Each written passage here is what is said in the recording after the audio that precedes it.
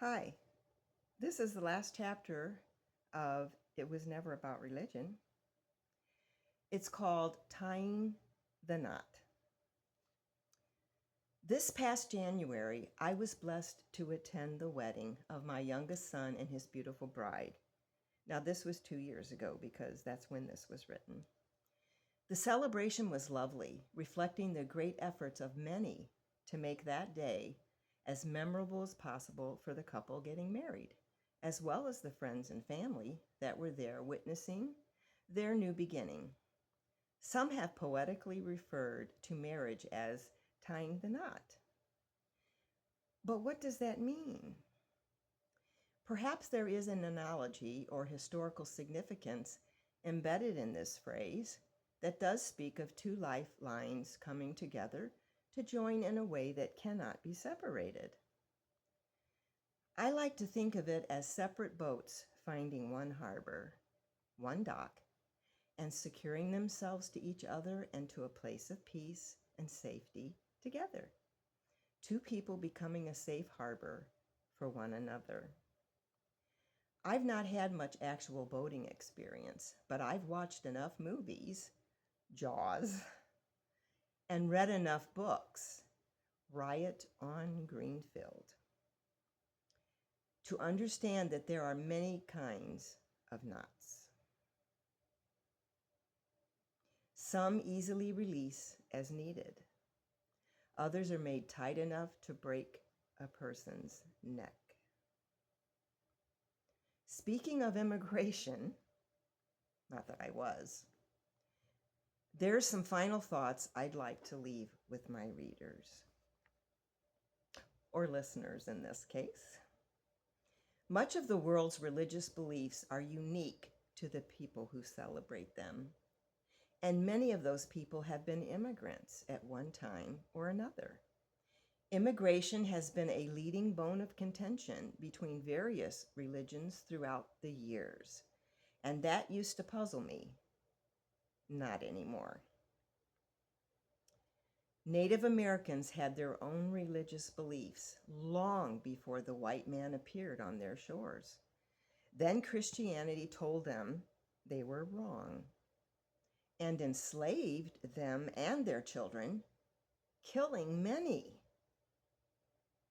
And these noble people went from self-governance and prosperity to living in reservations, their heritage trampled on and forgotten. People in Africa had their own religious beliefs long before the white man kidnapped them and brought them to America. Then Christianity told them they were wrong and enslaved them for 400 years, killing many. And these noble people went from self-governance and prosperity to slave shacks and the separation of families. This same horrific behavior was repeated more recently when an ex-president chose to take babies from their mother's arms, separating not only infants, but toddlers and other children from their families at the southern border of America. This stain has not yet been removed from the United States. Nor have the perpetrators been brought to justice as of this writing. See the pattern here? I believe that most of the woes brought on by religious differences come from one group deciding it's their way or the highway, as the saying goes. People get trapped in their orthodoxy, leaving their true mission behind. They become so weak in their faith that they must strengthen it by growing their numbers and eliminating opposition. This scenario was played out during the Jim Jones era, resulting in mass suicide of the believers. Many people have heard the story of the Israelites in Egypt and how Moses was sent to deliver them from slavery. However, religion was not the only element of contention between the Egyptians and the Israelites. After Jacob and his sons moved to Egypt, so Joseph could look after them during a famine, their descendants began to overwhelm the Egyptians numerically, and Pharaoh was afraid. He could walk and chew gum at the same time and realized that if these people continued to multiply, they'd be able to take on Pharaoh and possibly take over his kingdom. That just wouldn't do. So he enslaved them. Was Pharaoh a terror? Or did he fail his mission? I don't know. This same scenario has been replayed throughout history, with religion melting into politics and missions are discarded and mayhem ensues. This type of behavior was reflected in the Christian Crusades. It was mirrored in Ireland's Troubles. It was seen in Hitler's Germany as the Jewish population began to overwhelm what would become the Reich. It was echoed in the racist chants at Charlottesville not long ago in America, and it's still reverberating in the white replacement theories of so-called Christians in America that wish to see the colors of its citizens bleached away. All in the name of God. But who's God? Many conservative Christians believe that their mission is to make America a theocracy, with Christians running the show. But which Christians will be in charge? The Baptists or Pentecostals that yell murderer at women needing abortions? Or the Catholics who might yell the same words but allow drunken parties? Something the teetotalers would rebuke them for. What would this mean for the Jews, whose religion allows for abortion, and they live here too? What would it mean for the Muslims, whose lives are intertwined with other Americans in many unique and necessary ways, just not spirituality? All three of these religions worship the same God. Truth. The Bible says to love one another as God has loved you. I can agree with that. The Torah says we should love our neighbors as ourselves. I can agree with that. The Quran says that God speaks the truth, so follow the faith of Abraham. I can agree with that.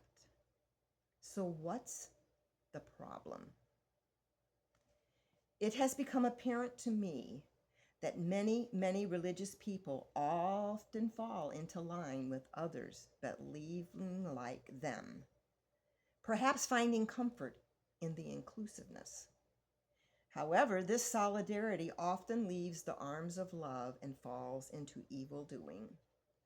Individuals get sucked into the roles they must play to belong instead of fulfilling their personal missions. It happens in families. It happens in government. It happens in religions. Being in a group is great. It's helpful. It sustains. But it also allows hypocrisy to creep in. People's belief systems create a conundrum. For example, and please forgive the crassness, if white supremacist conservative Christians hate blacks so much, why are they opposed to them getting abortions? You would think that their white replacement theories would catapult them into facilitating any scenario that will eliminate blacks from this country. The same could be said of these same people's hate for Jews and Muslims. Another example, if conservative Christians are so pro-life, why did they, and some still do, support an ex-president who allowed immigrant women at our southern border to be forcefully sterilized without their knowledge or consent? I can go back in history and cite many more examples, but what's the point? If America continues to ban books, our children will grow up repeating our mistakes. That leads me to the point I accentuate now. It was never about religion.